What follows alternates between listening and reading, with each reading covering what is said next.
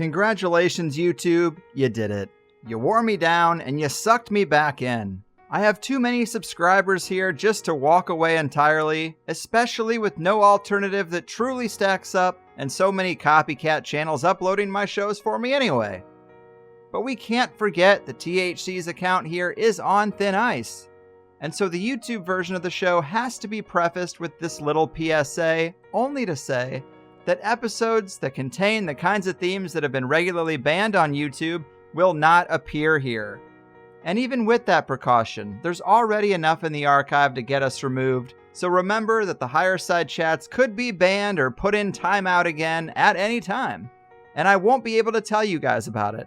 So if you feel like it's been too long since you've heard from me here on this digital, dystopian, draconian, data mining monster of a police state seeking platform, your first step should be to check the highersidechats.com for the latest shows. Alright? Alright. Enjoy.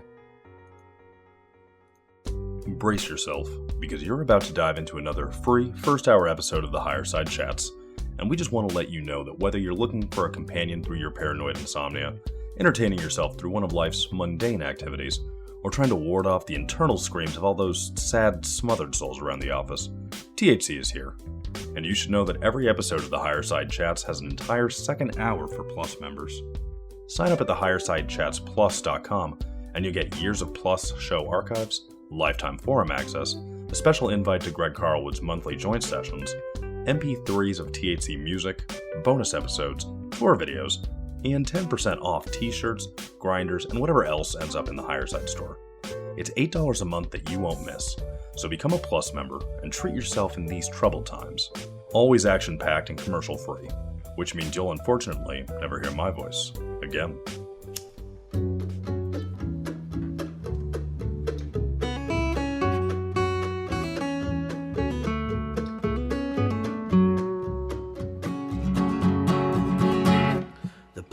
Puppet masters almost surely have a plan. There's clearly maybe something there beyond the realm of man. Until we've thoroughly tested every last close-chested view, find the more you think you know, the less you really do. Where would we be without THC? We know they're lying to us, just don't know to what degree. Where would we be without THC? The Higher Side Chat Show. Greg Carlwood and Company.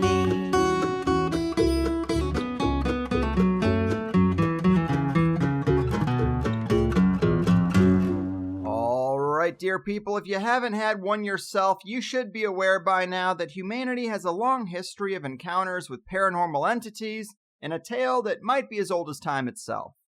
Today we call them extraterrestrials. In the British Isles they called them fairies, but stories of these mythical beings behind the veil exist around the world at every time depth and on every continent, and what's worse, they want our children. Yes, people, you better get past those ET and Tinkerbell archetypes, because these are not your mama's otherworldly entities. And of course, it seems like there are many catalysts for these encounters, but the themes of kidnapping, interbreeding, genetic testing, and even hybridization seem to be the strongest branches on the supernatural tree. And while I still think the jury is out on just what these things are and what their deepest motivations might be, there is no doubt in my mind that intelligent beings exist that defy the physical world as we know it. Whether you get a quick glimpse of something strange in the woods or encounter beings on the astral plane after a healthy dose of something intoxicating, these things are there, and few have studied these encounters as studiously as today's returning guest, Joshua Cutchin. Josh was here in 2016 talking about his first book, A Trojan Feast, the food and drink offerings of aliens, fairies, and Sasquatch. Then he returned a year later to get deep into his second book, The Brimstone Deceit, an in-depth examination of supernatural scents, otherworldly odors, and monstrous miasmas. And today we're getting weird with his third approach to paranormal entities with a subject that's darker than dark, Thieves in the Night, a brief history of supernatural child abductions. I told you they want our children. Here he is, my favorite tuba-tickling paranormal gumshoe, the king of weird words and brass beats, Joshua Cutchin. Welcome back to the Higher Side. How the hell are you? I'm doing great, man. It's so nice to be back here. A wonderful way to spend a late August afternoon. Everything's just starting to change. The leaves down here are getting just a little bit of color on them, and it's like, yes, finally, the rest of the world is going to care about the things that I care about all year round. Oh, seasons. Yes, that's something that people experience outside of San Diego. I forgot about that. Right?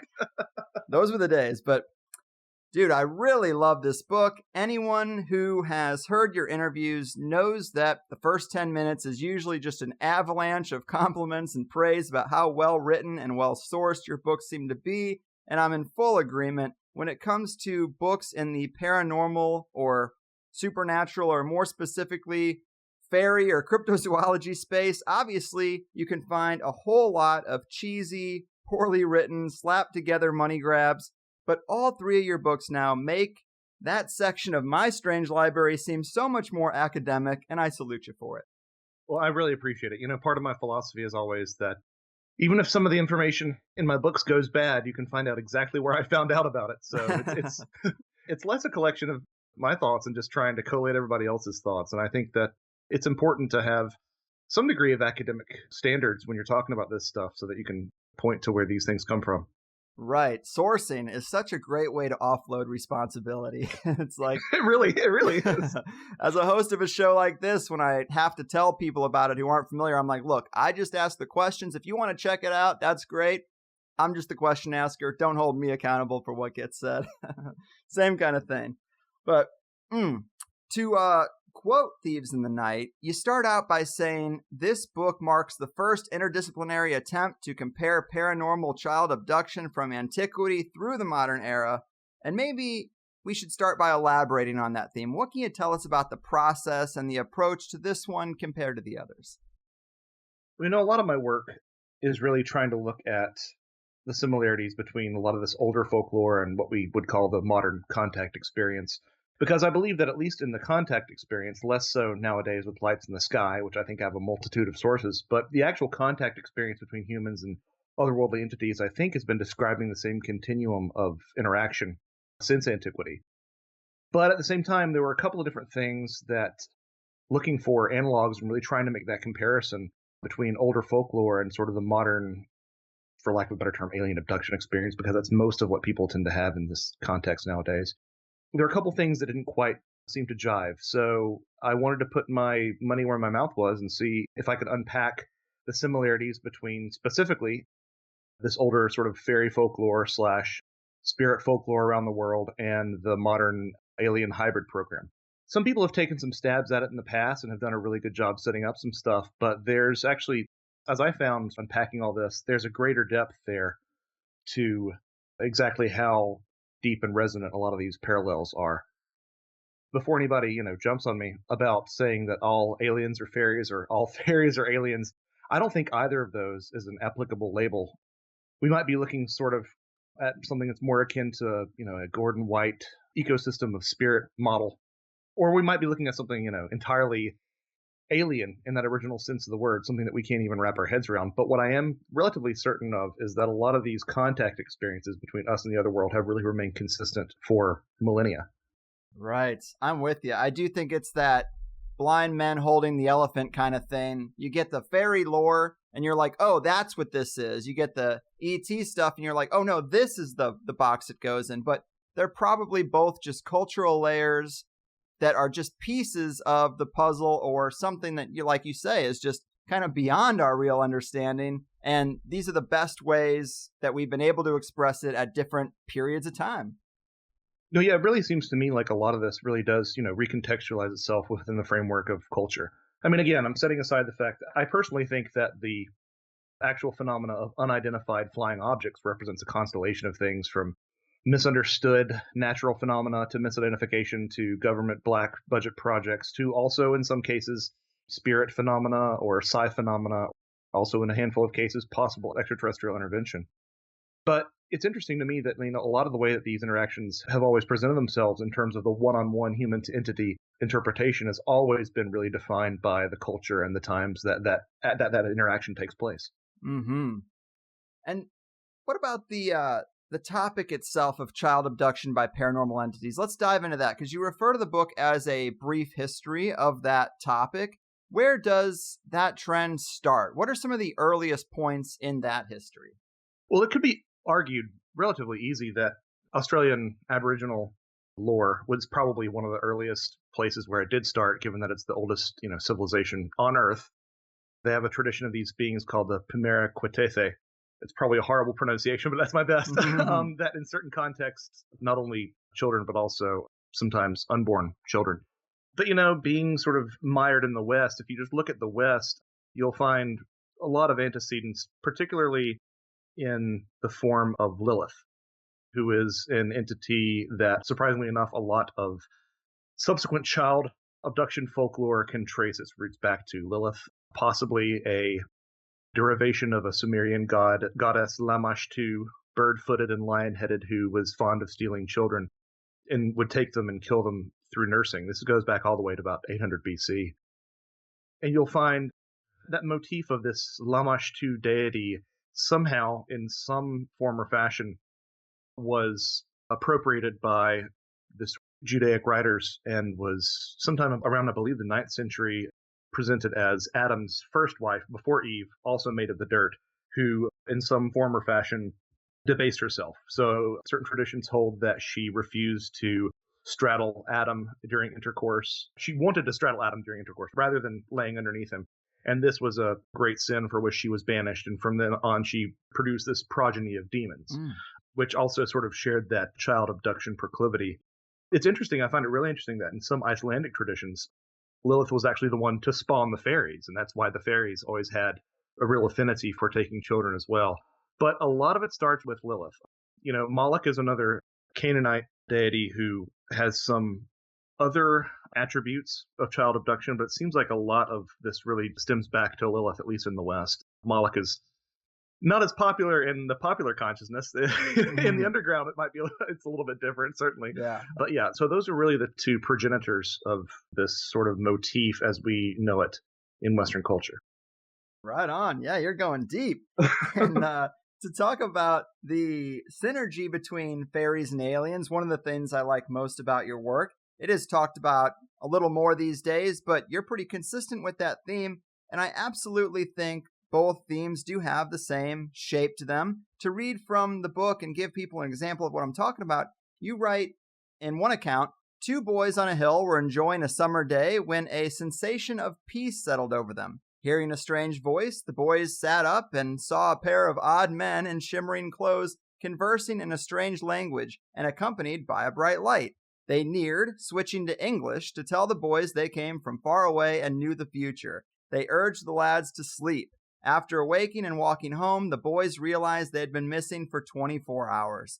Anyone would be forgiven for assuming this is a tale of the fairies. In reality, this story comes from the 1940s and is cited as evidence of UFOs rather than fae folk contact. It all depends on the prism which we observe the phenomenon. And I think that is just such a great example. And so many stories have elements of both. But I guess if you were to expand on the depth of those similarities a bit more, what would you say? Well, I certainly feel like that particular case was collected by Jenny Randall's great ufologist who's starting to make the rounds again. But I feel like it needs to be said that a lot of these stories, a lot of these interactions, this eyewitness testimony, if you take it on face value, removed from the context in which it appears, either, an antiquated book studying folklore of the British Isles or a modern book on ufology, you do see these similarities. So in addition to obviously the main thing we're talking about today, abduction of children, you have the motif of missing time, which is present both in visitors to Fairyland and in the UFO experience. UFO experiencers, or rather alien abduction experiencers, to be a little bit more clear, will often notice that vast amounts of time have passed when they only felt that it was only a few minutes or only a few hours. They'll actually find a giant chunk of time. Well, visitors to Fairyland might return home and find out that years had passed. A lot of times you'll see this light phenomena associated with both phenomena. There are certain sects who think that there are certain sectors of ufology, I should probably say, who think that there are underground alien bases. Well, that was where Fairyland traditionally was. You see these entities carrying wands in a lot of similar cases. They both can paralyze their witnesses. You might be drawn out to a lonely location right before your abduction. Well, in fairy lore, that was called being pixie-led. Yesterday's fairy rings are today's crop circles in some sense, even though we could, go off on a tangent about how many crop circles are man-made and how many aren't. Motivically, it's still there. Fairies would pinch and prod and poke their victims while aliens performed surgery. Fairies were even involved in livestock mutilation, which is something that we don't really consider. But a lot of these similarities have been pointed out ad nauseum by some really great thinkers like Jacques Vallée, like Kevin Aspinall, like Chris Albeck. But there are some other things that haven't gotten so much attention, like the propensity of fairy lore to talk about these small entities supervised by a taller fairy queen. Well, you see that in the alien abduction lore as well, where you have these shorter grays and this taller worker grave being supervisory. It's interesting. In addition to the alien hybridization program, which is something that I really wanted to try to reconcile with fairy lore, the other thing that really was always stuck with me that I couldn't explain was there an antecedent for alien implants in fairy lore? And I looked and looked and looked, and I really couldn't find anything until one day I happened upon the phenomena of the fairy blast, which is sort of the same shared German etymology between blast, blustery, and blister. They're all the sort of shared idea, which is this idea that the fairies, who often traveled on the wind or in storms, might hit you with a blast of wind because you have sort of offended them in some sense, and you would develop a boil or a blister. And if you look at the tales of what were inside these, you'd often find anything ranging from bits of stone to sometimes bits of bone or ceramics or any number of foreign objects. To me, that's a pretty clear parallel to the implant phenomena, but I was really shocked to find out that there's no shortage of stories detailing string coming out of these fairy blast blisters, which you can see a sort of comparison with this modern phenomena of Morgellons disease, which, it's debatable as to whether or not it's an actual condition, but nonetheless, the ufological community has seized upon it as a possible side effect of alien abduction.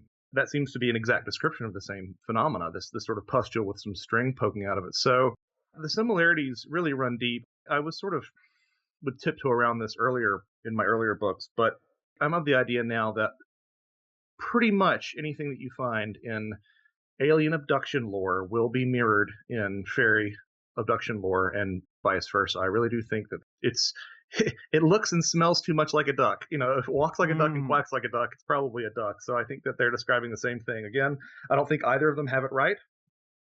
I don't think that little people is the answer. I don't think that extraterrestrials is the answer, but I do think they're both describing something that is the same thing and has an objective reality to it. I agree with you, man. It's like small humanoids with a green-gray color, orbs, teleportation, missing time, the whole breeding genetics thing. I mean, you're right. It's very similar. And I was even thinking about the idea of wands and the motif of aliens having long, thin fingers with a glowing tip. I mean, maybe that's just in Spielberg's E.T., but I feel like I've seen that depicted elsewhere, and you could almost mistake that for a little creature holding a long wand with a glowing tip. I mean, so many things can be considered overlays there. Well, there's actually no shortage of entity encounters, close encounters of the third kind, where people describe a literal wand being held by an ET, and oftentimes they'll point it at a person, and this will paralyze them. Well, if someone was paralyzed in Ireland in 1750, they'd say, oh, well, you were hit by elf shot or fairy shot, or you were touched by the elf stroke, which is this idea that you would be incapacitated and your actual, if not physically you'd be taken away, your spirit would be taken away to fairyland. And so what about the fairies' motivations for taking children? I mean, are there enough commonalities to start to understand what drives this behavior? Something beyond just creating mischief? Well, fairies would take a lot of individuals. They were often fond of taking musicians as well and adult women, but they loved to take children. And there have been various reasons ascribed to why fairies would want to take children. Some of them a bit more salacious, like possibly taking their blood. Find that rarely, but it does come up every now and then. Sometimes you will find that they are taken to be bond slaves. Especially in the case of musicians, they're taken away to fairyland to play for a fairy wedding or a fairy party or something along those lines. But the most common thing that you find time and again is that they are taken for breeding stock, specifically because the race of fairies their stock has sort of dwindled. They are a sickly race that needs this injection of new blood from outside of their own inbred community to revitalize the race. Which obviously, again, sounds just like a lot of these modern alien abduction tales in terms of the reasons that these alien entities will tell people why they're being taken, why their sperm and ova are being taken, or even sometimes, fully formed fetus. But it also sort of serves a dual role. So part and parcel of this, another reason behind me wanting to write this book was because there isn't a great English language reference book for the changeling phenomena. There is one out of print book called Der Wechselbalg, but it's only in German and it's extremely hard to find. I think there are literally you could probably count on two hands how many copies there are. So I sort of wanted to compile as much of this information as I could in one spot. And the concept of the changeling is that the fairies would come along and take your child, typically unbaptized, and they would take your child away and leave something in its place. Now, what was this something? Well, least common would be like a dead child. A little bit more common was the phenomena of what we call stocks and fetches, which are a simulacrum of a human being, typically a log or a stump cloaked in glamour to appear like a human child. But a little bit more common than that was they would actually take a healthy human baby and leave behind a sick fairy baby. But most commonly, you would find that they would take a healthy human baby and leave behind an older fairy man. And I say older fairy man because typically it was boys who were taken, which suggests that there might be some folkloric sexism going on. Mm. But in both the latter two cases, the replacement of a human child with a fairy baby or a human child with an elderly fairy, there's sort of a dualistic reason behind this abduction going on. So not only do they get to take the human child to Fairyland to sort of help their race become a little bit more robust, but on the other end of that is this reciprocity of the fairy child, in the case of fairy children, the fairy child actually getting to have human milk. Fairies historically were known to eat detritus, leaves, sticks, and twigs, just junk, empty trash, empty debris that was cloaked with glamour to appear appealing. Well, using this sort of same logic, it was long held that fairy milk itself was a sham as well. So the only milk that could actually sustain a fairy baby was human milk. So that's the case when a fairy baby was left behind as a changeling. When an older fairy man was left behind as a changeling, then it was sort of a hospice arrangement almost for this, elderly fairy to live out its last days amongst its human foster parents. So there's sort of a spectrum of motivations behind this, at least in the British Isles. Now, of course, fairy lore itself has a lot of similarities to a lot of different cultures around the world, specifically this idea of shorter entities that like to take children, but there's also some explicit parallels to changelings in other parts of the world, specifically thinking of the Jinn tradition of the Middle East, and also amongst the Yoruba peoples of Africa. They have a phenomenon known as abiku, which sounds very, very much like the changeling myth itself. Mm-hmm. And you are right. The mechanics of changeling encounters, that is something I really did not know much about. I just kind of knew the general shape, that sometimes there was some kind of replacement. But yeah, you really go deep into all of it. And kind of like in A Trojan Feast, I really thought that was interesting that sometimes there would be enchanted piles of sticks or dirt or logs, just like you mentioned, like people would be mystified to think that was a child, or it would somehow work as a viable replacement. In A Trojan Feast, you talk about that a lot with food as well, that once the spell wore off, they'd realize it was just mud and worms and shit. And I just think that's a really interesting parallel. Yeah, it is really interesting. I think the Welsh tradition, the Welsh changeling, the Plintyniwyd is what it was called, would actually appear at first to be a healthy baby, and over time it would get more and more hideous and sort of reveal its true form. And eventually, whatever these changelings were, they would typically be described as having a wizened face and tiny arms, and would eat and eat and eat, but never put on any weight. All they would do is cry. They'd be unhappy.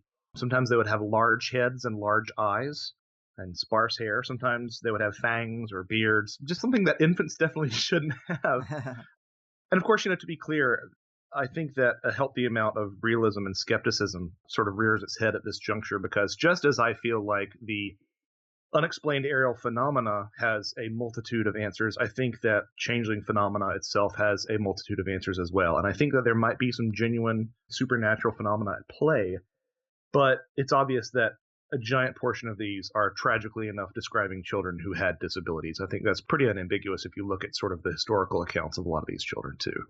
As if the subject matter wasn't dark enough, then you take this left-hand turn into this justification of infanticide that you find in a lot of these cultures where resources were scarce. Yes, that was going to be the next thing I brought up, really, is the idea that we could be dealing with undiagnosed medical conditions like MS or even autism, where A child's development changes, and then the parents say, well, that's it. The fairies took my kid and replaced it with this half-broken duplicate. And that sounds so messed up, but it does have to be considered as an answer for at least some of the stories. Right, yeah. As you know, I dedicate a chapter in the book to just sort of looking at what were the best candidates for this. And there are some that are really, really compelling. And there's no shortage of possible suggested reasons or suggested birth defects that might have caused some of these stories of changelings. Obviously, anything that's onset after birth where, it appears to be a normally functioning child that sort of regresses is suspect. But you'll look at stuff like people have proposed metabolic syndromes, Down syndrome, rickets, mesenteric disease, Hunter's syndrome, Hurler's syndrome, homocystinuria. Autism is a big candidate these days, especially regressive autism, where a child appears to be developing naturally and then all of a sudden has sort of these progressive setbacks. People say that some of the sing-songy rhymes that changelings would sometimes say might be, a symptom of the playful speech that some people on the spectrum tend to engage with.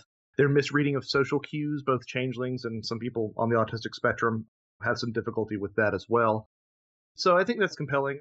Honestly, some of the most compelling ones, spina bifida, cerebral palsy, progeria come to mind. Progeria is one that I think is a great fit for the changeling phenomena. It's a great fit in terms of symptoms. It's not a great fit in terms of how prevalent it is. I mean, there are only like 100 people worldwide at any given time who suffer from it. But it's a disorder where people afflicted remain short for their entire lives with wrinkled and dry skin. Their tooth development is delayed. They have a high-pitched voice and generally very small limbs. And all these things really map onto the changeling story quite well. Mm-hmm. But to sort of cast a little bit of light onto the implications of this, one of the things that's a stat that I used to sort of put in perspective how serious this problem was of changelings and of justifying the killing of children. I mean, you've got to look at sort of what, especially Ireland, where a lot of this fairy lore comes from is Ireland. You've got to look at sort of what that particular island has been through over the course of the centuries. There's a book that is written by Elaine Farrell called A Most Diabolical Deed. And what she did is she did a survey and analysis of infanticide in Irish society from 1850 to 1900. And she looked at deaths from children who were just under 3 years old. So you got to remember that for us Americans, this is an island about the size of Indiana. And in that 50-year period, she found 4,645 cases of children who were murdered. Now, of course, this isn't, it means it wasn't a 51-year period. That's just a 50-year period, and that's just children less than 3 years old. So if they were 3.5 years old, didn't make the cut. So that really shows you how common this was at the time in a society that's really starved for resources. I mean, if you look at what the birth of a developmentally disabled child would have meant at the time, it would have meant an extra mouth to feed that wouldn't contribute to putting food on the table. So it's an extremely sobering facet to this whole phenomena. Mm-hmm. Yes, it has to be considered that possibly fairies were sometimes used as supernatural scapegoats for much more practical crimes, maybe even child trafficking in medieval days. I mean, who knows? Obviously, it's probably cover for a lot of nefarious things that are quite practical. Oh, 100%. I mean, there was actually, even in certain parts of the Americas, a fairy would sometimes be used as a euphemism for a prostitute.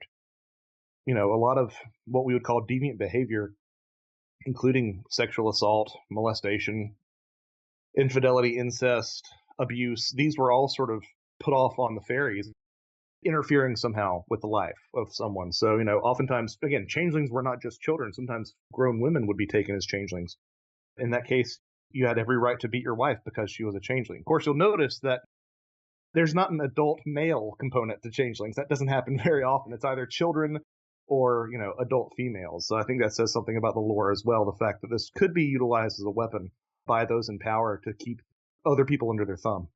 Absolutely. The authorities and the empire and the alphabet agencies have definitely used supernatural beliefs before, like leaned into them to cover for their own stuff. Nick Redfern's written about that. So it's definitely a factor. These things can't be discounted. But getting beyond the misidentified medical conditions and the crimes, when you have cases that seem like more genuine abduction, to quote the book again, you say, fairies were not indiscriminate thieves. There were circumstances rendering some children more susceptible to their grasp. What are some of those circumstances? As we'd mentioned, being male was probably one of the primary risks as a child. Typically, they like fair-haired children. This idea that actually one of the reasons that they chose fair-haired children was because the fairies themselves tended to be swarthy and of dark complexion, and they wanted some of that fair-haired or those fair features to be incorporated in their bloodline. Sometimes even certain days that you were born on could bring bad luck. Not only sort of days within the church calendar, but also just days of the week. Like Fridays were bad news. If you're born on a Sunday, that was great, but Friday is bad news. Depending on the culture, there were certain periods of time that would be most vulnerable. In the British Isles, it was between 3 and 9 days. In Slavic countries, where sometimes witches were the ones actually creating these changelings, it was 40 days. In Germany, Germanic countries, it was about 6 weeks or so. It's interesting because there were similar periods of time where children were most vulnerable in a lot of Abrahamic thought. They were vulnerable to Lilith taking them as well. So you sort of see this idea of a prescribed period of time when children are most vulnerable. The changeling myth itself does not seem to predate Christianity in the British Isles specifically. So it should be no surprise that one of the biggest factors to putting a child at risk for having a changeling created or placed in their stead was not being baptized. And of course, from a folkloric standpoint, this is tying into this concept of liminality. I'm sure a lot of your listeners know, but in case they don't, liminality means neither one nor the other. So I've graduated from high school, but I'm not in college yet. The between space, which is archetypally where the trickster archetype tends to dwell, they tend to be the entity of the threshold. This is why we have trolls under bridges. You sell your soul to play guitar better at the crossroads to the devil at night.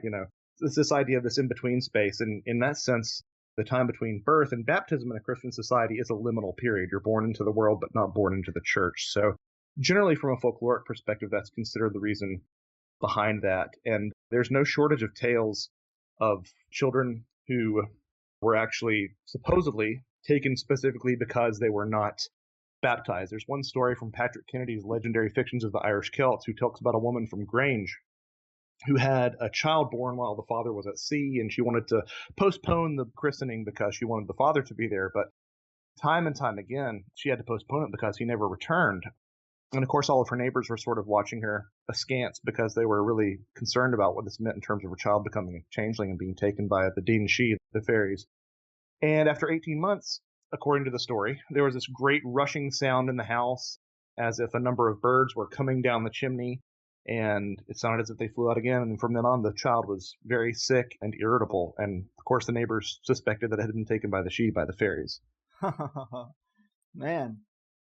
That's interesting. I love the idea of between spaces and how that motif can play out in physical spaces, in traditions, and all kinds of stuff. I mean, it's interesting that baptism would be a factor. Maybe there's some superstition there, but man, if it is, well, I know I'm safe, but my kids will be at great risk. Good luck, kids. Well, there's two thoughts, right?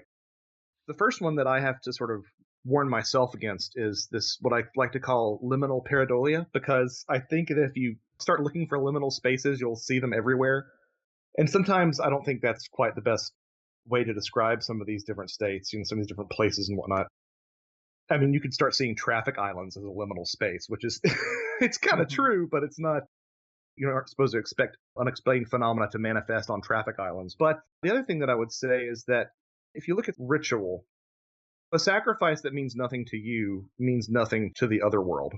So I would suspect that if baptism meant nothing to you, then it would mean nothing to the other world. So I dare say that if there was someone who was not a practicing Christian, they would not have that same sort of superstition of their child being abducted or being most vulnerable to abduction between birth and the christening.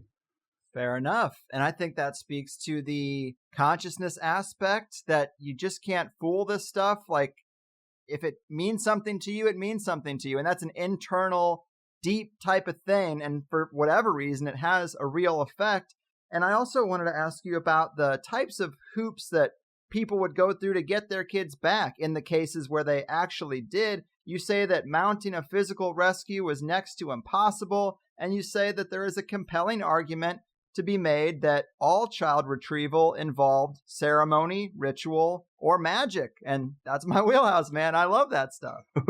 Yeah, I mean, so if you look at the things that arise around any protective lore, but especially fairy lore as well, you'll see a lot of similar things like iron was a big thing. Iron being placed in the bed of a child would help safeguard them against being taken.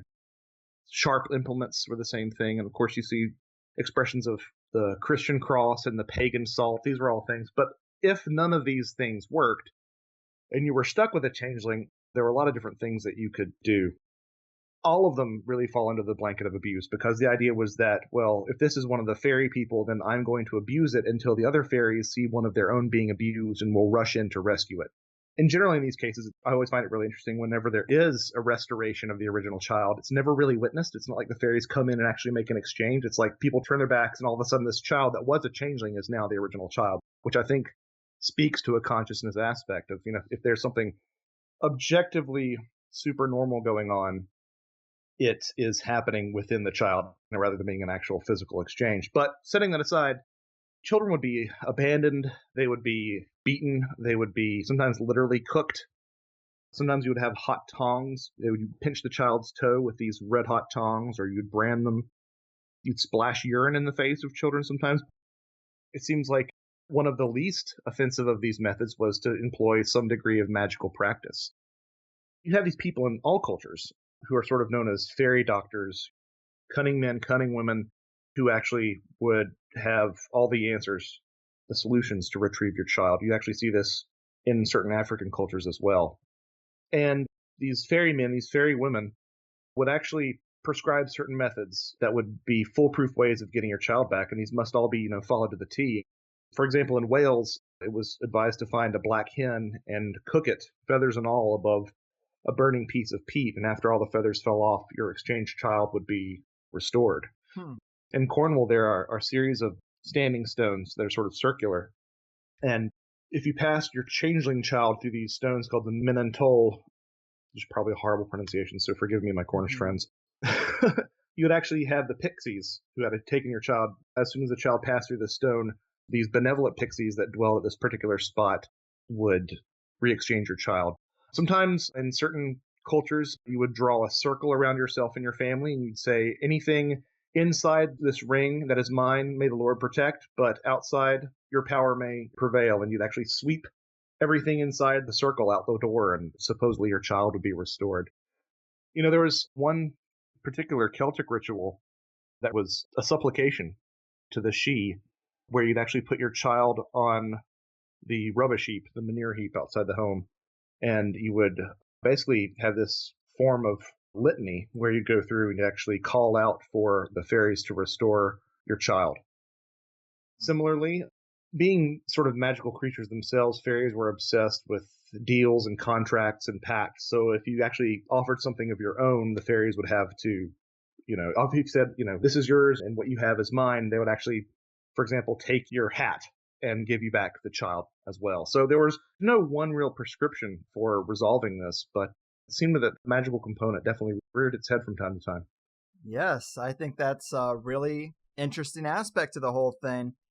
And let's talk about where these kids go. Because another quote from the book on this is where you say, it was commonly held that fairy abductees were taken to Fairyland. But where is this magical place? Most who returned had extreme difficulty recalling the specifics of this marvelous land. If Fairyland had a physical location, it was most certainly underground. Germanic and Scandinavian texts were explicit about their subterranean realm. And if anyone loves a good story about subterranean realms, it's me. Of course, I'm way open to the idea of a non-physical realm as well, but if we wanted to stick to the underground idea just for a minute, because I like it, can you elaborate on the details of the stories or ideas that these beings are subterranean? Yes, so it's sort of a ball of twine to untangle here. So typically this concept of Fairyland being underground finds its precedent in the fact that any Neolithic dwelling place was generally considered to be a fairy place. So burial grounds, Iron Age ring forts, all these things were places where fairies dwelt. And a lot of these places, especially the ring forts in Ireland, had these underground passageways known as souterrain. And these passageways were, depending on who you speak to, used either for resource storage or actually as an escape route. But in the folklore of the area, it got tied up in this concept of the entrance to Fairyland. Obviously, if in the case of burial mounds, there are passages in a lot of these burial mounds as well that could also be seen as these entrances to Fairyland. Once people got to Fairyland, it was generally considered a very beautiful place. If somehow you would have the glamour that we had mentioned earlier removed, it might be revealed to be a dank and terrifying cavern of some sort. But that was sort of the general consensus, is that you couldn't just walk into one of these passages and find it. You'd had to have some sort of fairy escort in a sense, for the most part. It becomes a little bit difficult because a lot of times the term taken, one of the places that we get the term taken when someone passes away, he was taken from us so-and-so and so-and-so, is because someone could be in a state of debilitating disease. They could be bedridden and conscious, but they could also be taken by the fairies, as if some aspect of their consciousness or their soul or their spirit was actually away with the fairies. Similarly, someone who was mentally disabled might have been believed to be taken by the fairies as well. This idea that there's sort of a duality of existence, both in our world and in Fairyland as well. So it becomes a little bit difficult. There does seem to be sort of a non-locality to it, but there are definitely places that seemed to be regarded as portals to Fairyland. One of the places to Tir na Nog was on one of the hills adjacent to Loch Gur in County Limerick. You find places like that all across the countryside. I believe, if memory serves, Silbury Hill in England is also generally considered to be a location that you could find a portal into Fairyland, but it's always subterranean. Interestingly enough, you will find cases here and there where people are taken to round rooms. There's one story that's from Lady Gregory, I believe, who was an excellent collector of Celtic mythology, who talked about an individual who was taken to a round room that didn't have any particular source of illumination, and a taller fairy queen came up and touched a wand to her breast and asked her to breastfeed a fairy child, which of course smells of the abduction experience. In some cases, you actually had to take an ointment and rub it on your eye in order to see Fairyland. So that also helps to explain why, if you were just happening to find your way into one of these underground passageways in one of these ancient human settlements, that you couldn't just go ahead and see Fairyland. You actually needed the fairy ointment to place on your eye. That's interesting. And man, Lady Gregory, my old high school nickname. Haven't heard that in a while.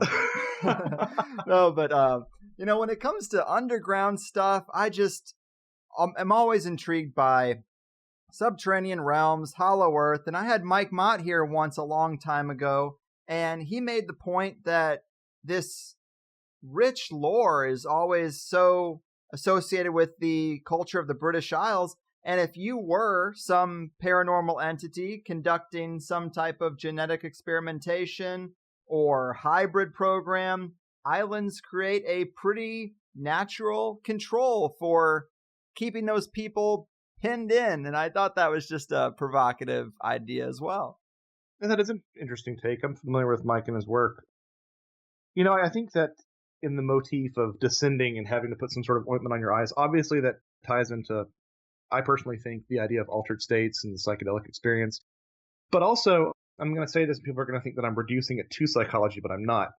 Patrick Harper, who's a great thinker, wrote a fantastic book called Demonic Reality, in addition to some other different texts that are looking at a lot of this stuff from a sort of psychological angle.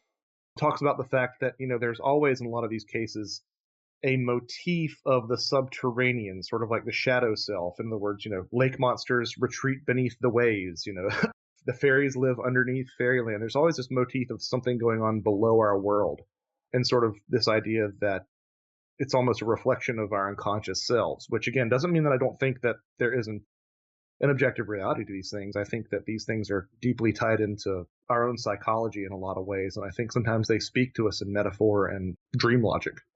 Oh yeah, absolutely. Allegories and archetypes are so misunderstood in mainstream culture, barely even understood, if at all, and they have huge effects on us, I think. And I am probably, if I had to put my money on it, gonna say that this is some non-physical plane. That would be the more likely thing for Fairyland, because there's just too many odd details that surround these stories that defy materialism.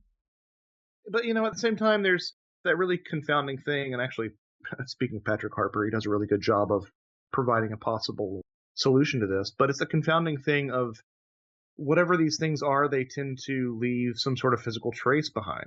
We talked about the idea of the fairy blast earlier, but also, looking at fairy lore, there's no shortage of anomalous fairy artifacts, including tiny shoes and little vests made out of mouse leather, of all things. I can't imagine somebody actually taking the time to skin a mouse to create a little tiny fairy vest.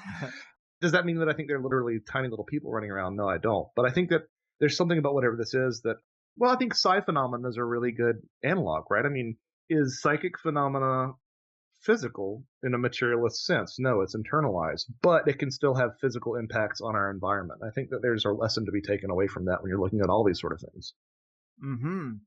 And you mentioned that missing time element earlier, and I really love what you point out, which is that in fairy encounters, sometimes this missing time was years or even decades or a lifetime.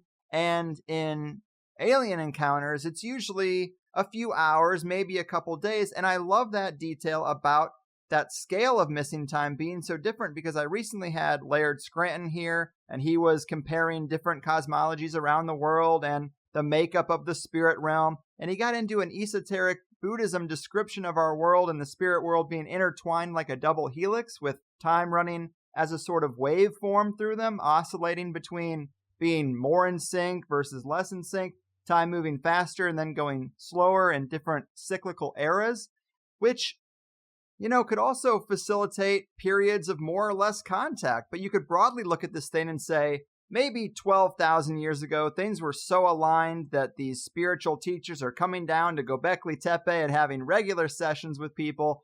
Fast forward down the timeline to fairy encounters, and missing time can be decades. Come forward to ET encounters, and missing time just a few hours or days. I don't know. There could be something in there that relates to what Laird was saying, or the model of our reality. No, I think a lot of what Laird is speaking to, especially in terms of the way that he frames it in his work related to Dogon and Maori cosmology, I think he's onto something really profound there. Sometimes I wonder, even if just in the context of the UFO era, that it's not part of the reason that the flavor of the contact experience has changed. It's almost like in the contactee era of the 50s and 60s, if there is any sort of reality to that, which I contend that there is, at least to some degree, it started out very peaceful and very voluntary and like, hey, come along, we have some stuff that we need to tell you. And by like the late 70s and early 80s, it was like, okay, well, that's not working. Whatever we're doing now, you're not listening to us. So we have to get a little bit more forceful and involuntary. I think that if you look at the parallelism that you see in a lot of these things and a lot of the ways that they're expressed is really important, because not only does the modern contact experience, it's either going to be a direct analog or it's going to be an insightful inverse. Patrick Harper, again, to quote something that he said, which I think is incredibly insightful, is that, there's this long-standing tradition of this exodus of the fairies motif. Tolkien put this into his Lord of the Rings books with the passing of the elves across the sea.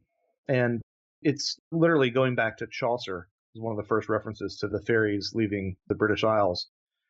And there are plenty of sightings of fairies packing up their belongings and leaving. And this sort of tradition of the fairies aren't around as much as they used to be. You hear that all the time in a lot of these different collections of anecdotes and whatnot. Patrick Harper had the profound insight that fairies are always going, but never gone, whereas our extraterrestrial brothers are always coming, but never here, which I thought was a really, really insightful little way that this phenomena has sort of inverted itself. And Patrick's a great thinker, so no surprise that he came up with that. But sometimes you have to look at this in an upside down, sort of topsy-turvy way. Yeah, I really like that quote. And it is also synergistic with that Laird Scranton motif that yes, it was strong, it was potent, and then it got less so, and then maybe we're on the incline again now, but it's never a full overlap. But yeah, that is really interesting, man. I like that. Also, just to flesh out the idea that supernatural beings taking children is a theme that does wrap around the world. Tell us about some of those cross-cultural examples that probably describe the same type of phenomenon. Well, one of the primary ones that shouldn't really be a surprise because it's coming from an Abrahamic religion anyway is the jinn. You can basically do a one-to-one correlation between the jinn and the fairies. Some people actually even suggest that there's a Persian term, feroer, that is where the term fairy comes from, that the phenomenon was first described in the Middle East. I'm not so sure about that, but either way, the jinn eat detritus. They hang around old ruins. Well, that's what Iron Age ring forts are. They're frightened by iron, and they have changeling lore that's basically an exact match for fairy lore of the British Isles. It was very common in Ireland to dress a young boy as a girl. Sometimes you'll find this even represented in some art from the time, but the generally held folkloric reason for this was because it would fool the fairies into thinking, well, we don't want a girl, we want a boy to abduct. Well, in the Middle East, it was actually common to dress boys as girls as well to confound the jinn. If you look at some of these methods for retrieving your child, it sounds right out of the British Isles. You know, I mentioned abandoning your children in the British Isles as a means of getting your child restored. Sometimes you'd literally leave an infant overnight in a grave to hopefully have your child returned to you from the fairies. Well, similarly, in Islamic belief, you would leave a child in the cemetery overnight to have the jinn re-exchange them. But again, one of the most common things was to abuse it. And there was an example of a Muslim man who suspected his child of being a changeling, and the changeling ate everything in sight, didn't age at all, and was just sickly, and finally he ended up beating the child and demanding that it return his child back. And according to the story, the jinn actually returned the original human child. So it's really interesting. That's one of the most profound ones. A little bit more nuanced is this tradition that I mentioned among the Yoruba called the Abiku. People from the Igbo of Nigeria actually have an analog to this called Ogbanji, but it's generally the same phenomena. These Abiku are elemental spirits that tend to hang around jungles and paths and dung heaps. And it was said that pregnant women should avoid the spots at sunrise or, at certain periods of the day. They should avoid these spots because the Abiku might actually come and take up residence in the mother's womb and sort of inhabit the fetus of the child. And this Abiku actually made a pledge in the other world to deprive the parents of all their riches, all their mortal riches. That's sort of the goal of the Abiku because, again, sort of a Laird Scranton thing of the real world having a mirror in the spirit world. If mortal wealth was accumulated in the mortal world, that would translate to spirit wealth for the Abiku. So basically, once it was born, the goal for the Abiku was to be as sickly and as obnoxious as possible. And so the parents would actually realize that, oh no, our child's been taken over. They would consult Babalawo, which was the Yoruba term for a fairy doctor, and would actually realize that the Abiku was in their child and would actually start dedicating their property, their homes, their money, their livestock, all in the name of hopefully getting their child back. Inevitably, these Abiku would pass away. Sometimes you might be able to catch them before death. They'd stand up and stretch to their full height, which you find actually in some Icelandic stories of Icelandic changelings stretching and revealing their whole height when no one thinks they're looking.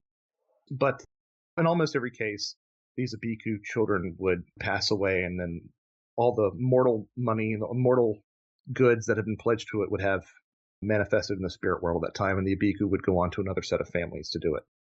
Interestingly enough, sort of like with fairy lore, placing iron rings around the children's feet or putting bells on their ankles might drive off the Abiku. Of course, iron is a worldwide means of protecting from the spirit world.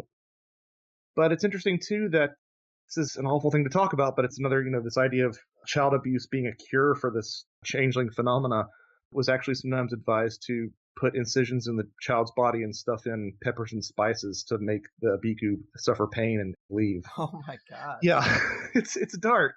This book takes you to some dark places, that's for sure. So those are two of the ones that are quite similar analogs. I had mentioned earlier certain Aboriginal tribes had this tradition of the Pumeraquetefe, these spirits of the land, that would appear as sort of shadows or, these fleeting glimpses to adults, and were primarily seen by children and animals. They could be mischievous, like fairy folk. They could be large or small, often like the fairy folk as well. But there is at least one entity among these called Pankelanki, I think it was called, which actually would steal infants because she could never birth any of her own. She lacked a womb herself. Another interesting analog that you'll find is the Wala of Papua New Guinea that were said to be helpful spirits, but if they were offended, they could actually enter a mother's womb and replace the child and possibly in some cases cause miscarriage. And one of the ones that I found really interesting was the Jamaican Duppy tradition, which has got to be an import of British fairy belief. But it's this idea that these are ancestral spirits who the males among them will rape and impregnate women, while the females among them will often cause what is known as false belly, which is the Jamaican term for miscarriage, or that actually replace the child's body itself with pieces of livestock or lizards or tadpoles or something along those lines. Again, these motifs keep on repeating themselves over and over again, no matter where you are. And that's just a little sample. I mean, it's pretty much every indigenous culture, well, every inhabited continent has an indigenous culture that has that sort of changeling analog. Yeah, including Native Americans, too. Mm-hmm. That's what I was going to say. You cover Japan, Southeast Asia, South America, Africa, Native Americans, Papua New Guinea, indigenous Australians.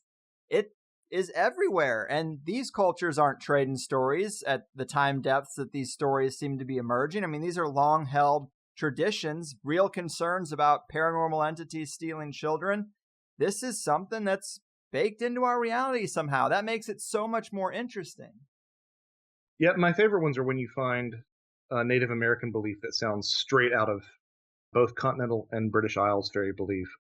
The Catawba Indians of the Carolinas talk about the Yehasuri, which are the wild Indians. They're these short little entities who live underground and eat trash.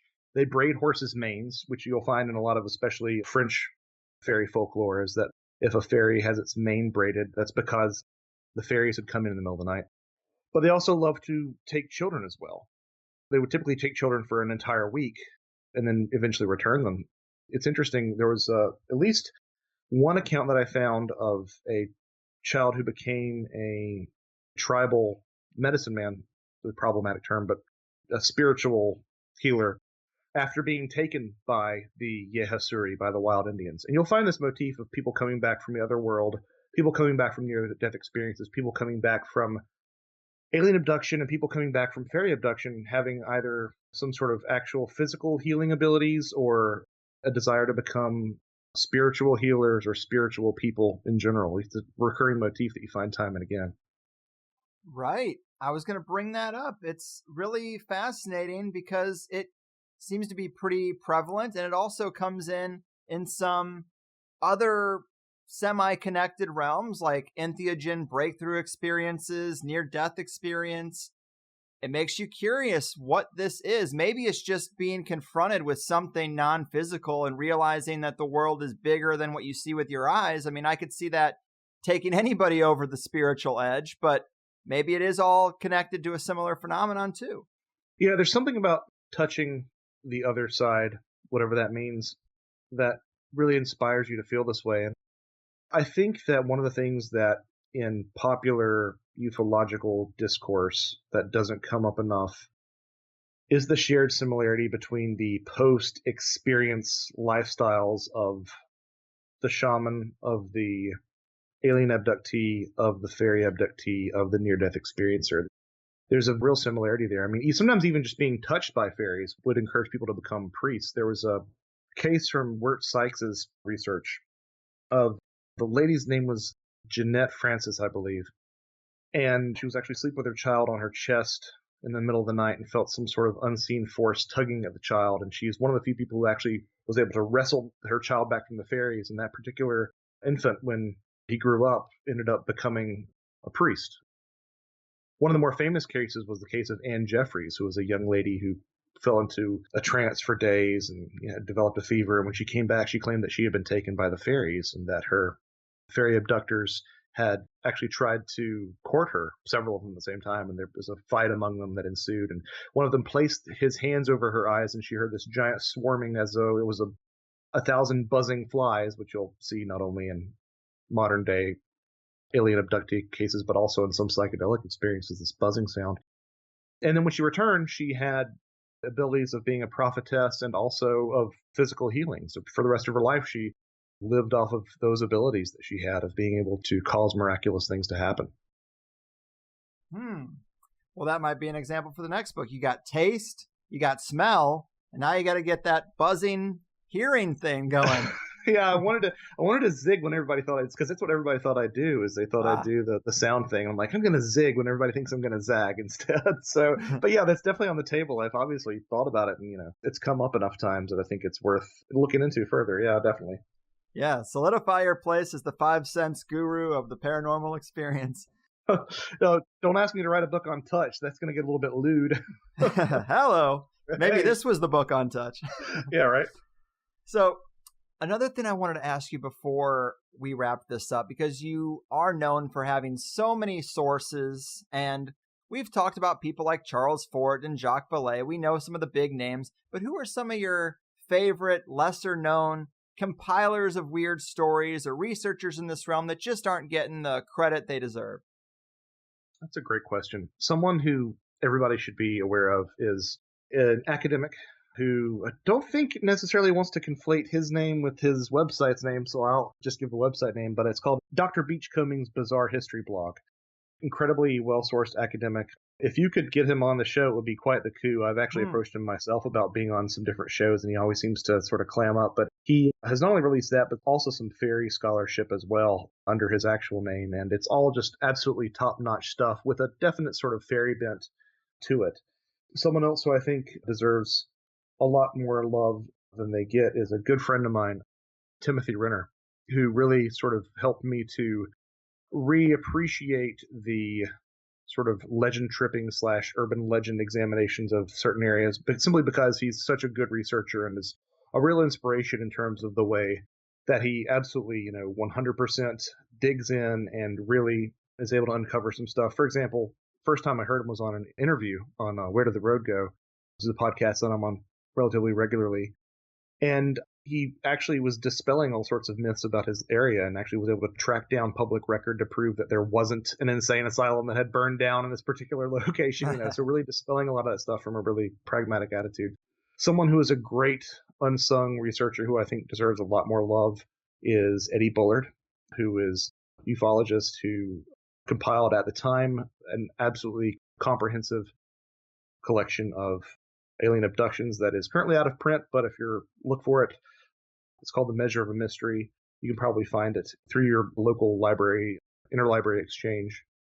And then someone who I think deserves a lot of love outside fairy lore is Catherine Briggs, who compiled a lot of fairy lore and was sort of on the cutting edge of fairy lore renaissance that you see in the 70s and 80s as well. She did some great work. Very cool. Always love to give some credit to these unsung heroes, and I know you like to as well. But dude, it is about that time. You wrote another great book, 3 in a row. Obviously, you work hard and have a lot of discipline to be so consistent, and I'm envious of that quality. It is not easy. Remind the people about these books and anything else you got going on so they can dig deeper into what you do. So I have 3 books. A Trojan Feast, the food and drink offerings of aliens, fairies, and Sasquatch. The second book is The Brimstone Deceit, which is all about supernatural smells. It's called An In-Depth Examination of Supernatural Scents, Otherworldly Odors, and Monstrous Miasmas, which is looking at a bunch of different scents that occurred in different supernatural cases. And then this one, Thieves in the Night, Brief History of Supernatural Child Abduction. All 3 are available from both Barnes & Noble and Amazon. Or, always encourage if you can buy it somehow through your brick and mortar retailer, or to ask your brick and mortar retailer to order it for you. That's always, I'm always a big fan of physical stores. I have a blog at joshuacutchin.com. I'm trying to get a little bit more regular with that. I just put up a blog the other day. Hooray! Yeah. Whenever I'm involved in my books, I'm really sort of focusing on that. So, but I'm trying to blog a little bit more on there. But you can also find links to all my interviews and my books and even some of my music on there. Speaking of interviews, I'm a regular on Where Did the Road Go with Soraya Azkath. And you can find me on there from time to time doing roundtables or helping conduct interviews as well. Beautiful. Well, man, you are a beast of the best kind, one of my favorite guests on these subjects, and I'm sure we'll do it again. Until then, take care out there. Thanks so much, Greg. You got it. Oh, sweet Snells of the Ozarks, people. Mark us down for a big win with Joshua Cutchin. A finer than fine return to paranormal topics for THC. I always describe the show as conspiracy and paranormal, but generally we're super tilted towards the conspiracy side. Though I did set out to replace both Alex Jones and George Norrie, we've been pretty light on the paranormal side for a while. Occult and esoteric might have even surpassed paranormal at this point, but it's all in the soup. And this was a great paranormal podcast, if I've ever heard one. Josh's books are all really great, and I find him to be a breath of fresh air in a fairly stale realm of study. I do wish we had more like him in the mix, but right now he's the best paranormal writer that I know. He brings in scientific explanations that might account for some cases. He doesn't really have blinders on for any one explanation. He's an honest guy. As he said, he's also a Christian, so he has a lot of knowledge on the spiritual side of things as well. And for those who say that I don't have Christians on, let Josh be Exhibit A. I don't mind having Christian guests. I just don't want to cover or discuss their Christianity necessarily. I'm sure a lot of my guests are also football fans. I don't ask them about that because it's not relevant to the topic. And if I had a guest who was a football fan that needed to make every single topic about football, I'd shy away from them too. Regardless, all I'm saying here is that I think Josh being Christian is the context that makes him knowledgeable about elements such as that Lilith archetype. And I find that pretty interesting. The religious stuff is a bigger issue in the conspiracy realm when everything has to come back to Armageddon and the fallen angels. Anyway, I've been reading a little more Charles Fort and Jacques Vallée recently because I didn't really grow up reading them. I've read a couple of each of their books at this point, but they are really prolific in these weird areas.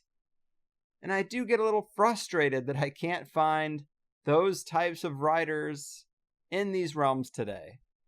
I guess I have a little, what else is there to say kind of attitude about paranormal encounters. I love hearing the stories, but when it comes to what they are and what they mean, a lot of conversations sound similar.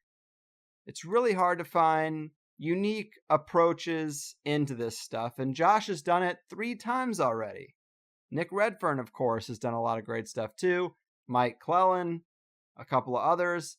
But highbrow paranormal is sort of lacking, if you ask me. So this was fun, and I thank Josh for his contributions and for his time. In higher side news, there is going to be a little gap in shows again because my guest for today, the show that was going to get me started at a good pace in October, well, that got pushed back a week. So I'm going to do what I can to turn it over quickly. And I'm still trying to do those alternative energy, ether, science shows that I mentioned, but some of those potential guests are not wanting to come on for some reason. And I'm going to keep trying to make that happen too. Might be closer to November. The calendar fills up fast around here. But if you liked the first hour with Josh today, sign up for the Higher Side Chats Plus. Get the full episodes of THC for just $8 a month. It's what you tip a waitress, and I think I'm serving you up so much more. HigherSideChatsPlus.com/subscribe to sign up, and all your wildest dreams will come true. In this plus portion, we talked about the idea that King Henry I was replaced as a child. Perhaps paranormal entities have infiltrated our power centers. You know how I feel about that. We got into where some of the more modern encounters break from traditional cases. We talked about Sasquatch cases of child abduction, fairies and the missing 411 solution, the psychedelic connection, why we need more shamans, all that good stuff. And you know, these are a few of my favorite things. I think they're yours too. And this wraps up another month for me. I think I should get a pretty decent report card, right? Joshua Cutchin, Brooks Agnew, Charlie Robinson, Carl Abrahamson, and Chris Bennett. Marijuana, magic, the octopus of global control, the hollow earth, and paranormal kidnappings. I am nothing if not diverse, right? I've gotten a few emails about the lack of diversity on THC, and I think that I just made my case. Yeah, all 5 are straight white males, but subject-wise, we're out there. I'm kidding. And hey, I just have on the guests who write the good books. I don't even know what they look like half the time. But I guess before I step deeper in it, I'm just gonna get out of here. Great stuff planned for October. Tell your friends. I'll see you then. Your move, fairies, aliens, demons, and otherworldly takers of children. Your fucking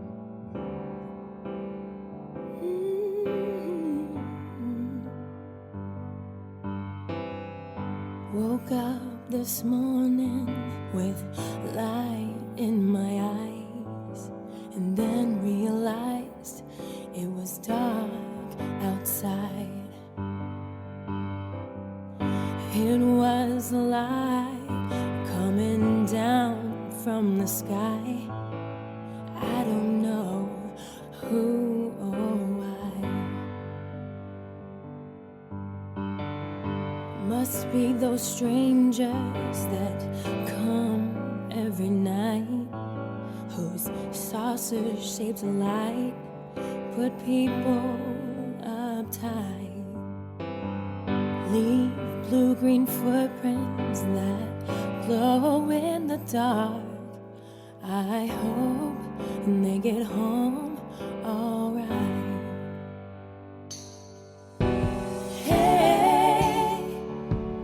Mr. Spaceman, won't you please take me along? I won't do anything wrong. Hey, Mr. Spaceman, won't you please take me along the high side? Woke up this morning, feeling quite weird.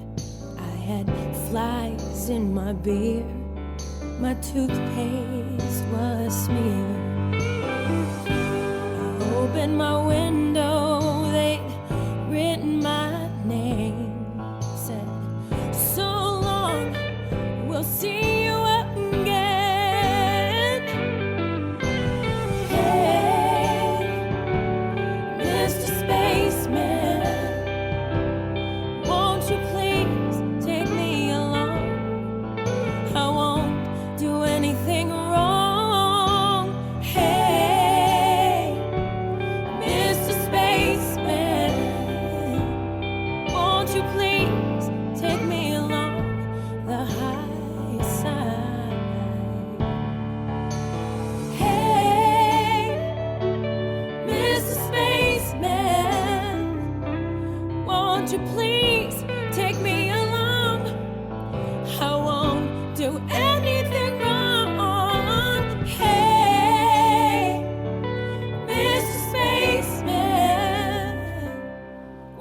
please take me along the high side.